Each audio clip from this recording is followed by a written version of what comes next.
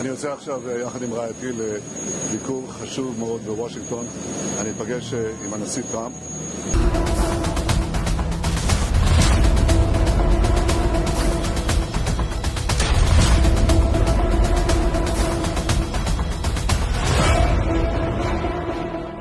Perdana Menteri Israel Benjamin Netanyahu mengatakan ia menginginkan perdamaian dengan Palestina, namun kembali mengungkit alasan mengapa Israel tidak dapat menerimanya.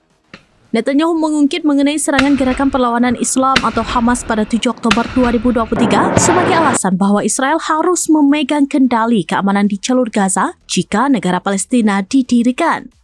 Berbicara di Gedung Putih, Sekutu Netanyahu, Presiden Amerika Serikat Donald Trump, ditanya wartawan mengenai solusi dua negara untuk Israel dan Palestina. Netanyahu mengawali jawabannya dengan mengungkit serangan Hamas yang digambarkan sebagai niat untuk menghancurkan Israel.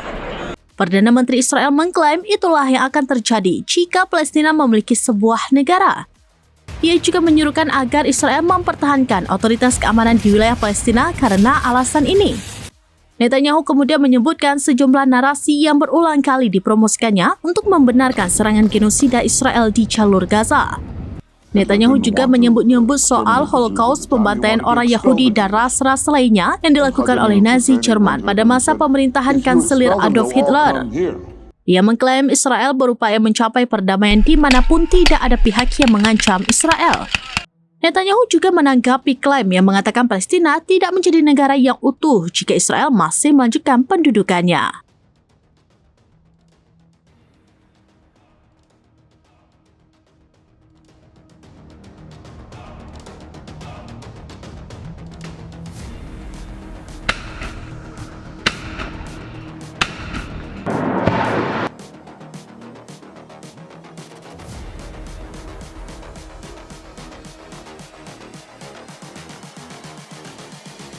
I just wish he knew.